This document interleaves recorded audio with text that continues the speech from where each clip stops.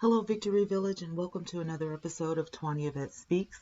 This is your host, Twanna Y'vette, and for the next few minutes, we're going to be talking about the Tim Norman case. So I am going to see if I can get this up on the screen for you guys. There is an update, and this was done on November 25th. This is the Riverfront Times, and then I also have the Clarion Ledger, which was updated on yesterday. So this is the current edition here. So the Sweetie Pie star Tim Norman won't face the death penalty in the murder for hire case. And the feds are saying this. Federal prosecutors said that Wednesday they won't seek the death penalty against two people tied to the 2016 killing of a man whose grandmother's St. Louis area soul food restaurant was the setting for the reality show Welcome to Sweetie Pies. The slain man's uncle, James Timothy Norman of Jackson, Mississippi, and alleged conspirator Terica Ellis of Memphis, Tennessee, have been charged with murder for hire for their alleged role in a scheme that led to the shooting death of 20-year-old Andre Montgomery near a St. Louis park. As we can see here, prosecutors told the court in a filing they will not seek the death penalty against Norman or Ellis, the St. Louis Post-Dispatch reported. A death penalty reviews process, which is triggered automatically when a federal crime is punished by death. It's still pending for another alleged co-conspirator, 29-year-old Travell Anthony Hill, who is also charged with conspiracy to commit murder for hire. And so they do have related information here. The fourth person charged in murder for hire case involving Sweetie Pie's star Tim Norman. So Norman, who is the son of Sweetie Pie's owner Robbie Montgomery, and the victim, who was her grandson, appeared on Welcome to Sweetie Pies, which we know. So there is more information coming. I'm going to switch here to the Riverfront Times to see if they have anything new about this case. So far, it's looking like it is the same information. In a memo filed on Wednesday, prosecutors wrote that the U.S. Attorney General had directed them not to pursue the death penalty against Norman or the dancer Terica Ellis. So this is a new memo on this case, all right, by prosecutors. I can't say that I'm surprised because I'm not. And I'm sure that Tim's family in this particular area may be relieved that he is not going to be, put on the lethal injection and all of that. But I'm thinking carefully here as I talk, so you have to pardon me as I skim over this information. It still does not mean that he won't get life in prison. And so to me, it just seems like, hey, his lawyers did their job in removing the death penalty. And so, that, hey, I'm sure that the family is, again, relieved by that. And I mean Tim's family. Andre Montgomery is still being mourned and he's still being missed, and there has to be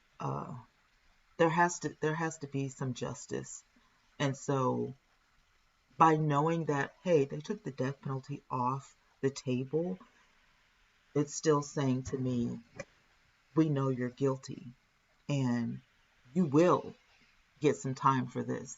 And that is relieving to Andre's siblings and his mother. We're still keeping Miss Griggs and all of his siblings, all of his family on his mother's side in prayer. And I am, praying for Miss Robbie and the family with Monique and Charles and, the aunties and everything, because I know they miss Andre as well. The rift going on between the two sides of the family is understandable. Someone asked me about that, and I said, it's understandable. It really is understandable. I did just get an update. That was my phone. Sweetie Pie's Tim Normer won't face the death penalty. Okay, this was by 12 WJTV 19 hours ago.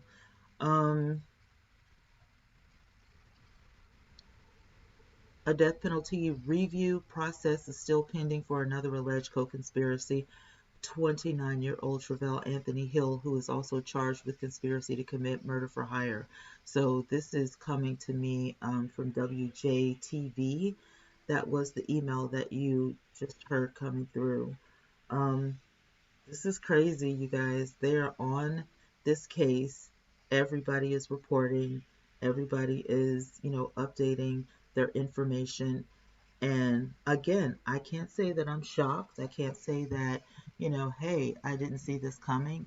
When I knew that Tim had a team of lawyers backing him, it wasn't just, his one lawyer, but he had a team of lawyers backing him up. I knew then.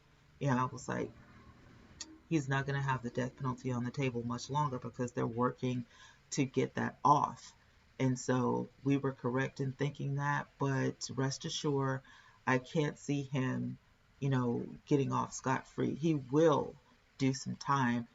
And like I said before, I don't know if you agree with me or not, but, I'm eager to read what you guys have to say in the comments below. But for me, this is a surefire um, piece of evidence for we the fans and we the onlookers and family members and distant relatives and friends of the show.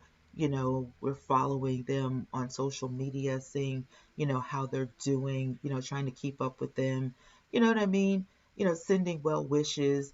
The world, this is national news, the world is waiting for justice. We're waiting to see what's going to happen after this.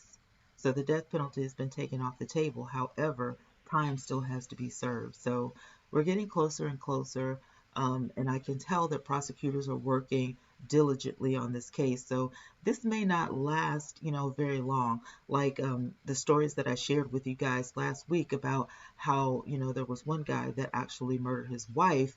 And, 5 years later, they finally brought the case up so that he could be sentenced. And he did spend that 5 years in jail, but, he didn't get, sentenced until 5 years later. So I don't think in this case it's going to last, 2, 3, 5 years. I think that they're working to go ahead and get this situated immediately or as fast as they can. So I will definitely keep you guys up to date. As information comes in, I will share it with you guys because I know how important this is for everybody.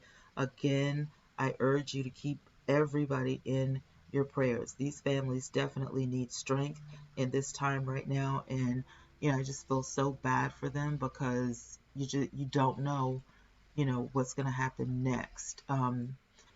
I still feel, and this is just me, not speculating, but I feel like because they have interjected Tim's music videos, I feel like there could be other people involved in this.